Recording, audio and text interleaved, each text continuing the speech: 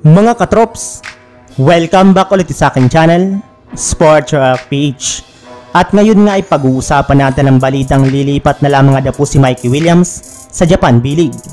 Pag-uusapan na rin nga natin dito sa ating panibagong video, ang balitang pinapatanggal na nga po agad ng mga fans ng rookie ng Los Angeles Lakers.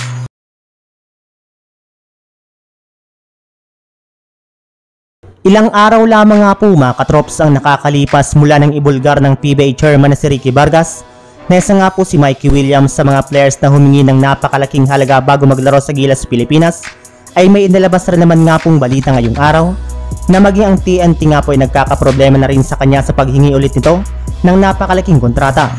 Ayon nga dito mga katrops, sa ngayon nga daw po ay nakahold ang kontrata nito sa Talk and Text sa pagkakaroon niya ng renegotiation clause kada taon. Kaya dahil nga po dyan ay hindi na nga daw po alam ng kanilang team, lalo na ng kanilang head coach kung kailan ito maglalaro at magbabalik muli sa kanilang lineup, since alam naman nga po ninyo na hindi nga po ito sumama sa kanilang team sa kanilang unang game sa EASL kontra sa Chiba Jets. May ilan na naman nga po mga analyst ang naniniwala na hindi na naman nga po magtatagal at aalis na naman nga po si Mikey Williams sa TNT at lilipat na lamang siya ng ibang liga na makakapagbigay sa kanya ng mas malaking kontrata kagaya na lamang ng Japan B-League.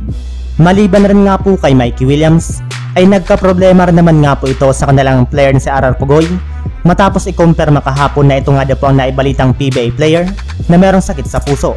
Kaya dahil nga po dyan ay inaasahan na nga po na mawawala siya sa lineup ng Talk and Text ng 6 months o higit pa, depende sa magiging kalagayan ng kanyang kalusugan.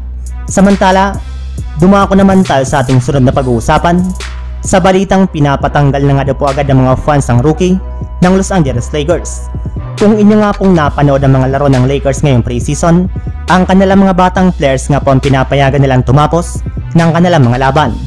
Ngunit dahil nga po wala pa silang masyadong experience sa NBA, ay marami rin naman nga po silang nagagawang pagkakamali dito. Pero sadyang ibang-iba nga daw po ang sitwasyon ngayon ng kanilang 2023-17 overall pick na si Jalen Hood Schifino. Gayong sa kanilang mga rookie nga po ay siya ang pinaka nagkaroon ng masamang performance sa unang 4 na game ng Los Angeles Lakers. Sa kanilang game pala nga po kontra sa Warriors ay nagtala lamang nga po ito ng 3 points at 5 assists sa kanyang 14.3% shooting sa loob ng 16 minutes niya na paglalaro. Yes, marami nga po mga fans ang nakapansin sa napakalamian nitong playmaking at decision making sa loob ng court bilang point guard lalo na sa mga crucial minutes ng kanilang laban. Bukod rin nga po dyan mga katrops, ay wala rin nga po itong on-court vision at shooting sa mid-range at 3-point line, kaya nagpapatunay lamang nga po ito na mali ang pagkakakuha ng Lakers sa kanya at nararapat lamang nga po natanggalin siya agad ng kanilang team sa kanilang lineup. So yun lang mga katrops, ang handog kong story ngayong araw. Sana nag-enjoy kayo, please like and subscribe my YouTube channel, Sports React PH, para sa iba pang story at update patungkol sa NBA. Kita-kits muli sa ating susunod na video.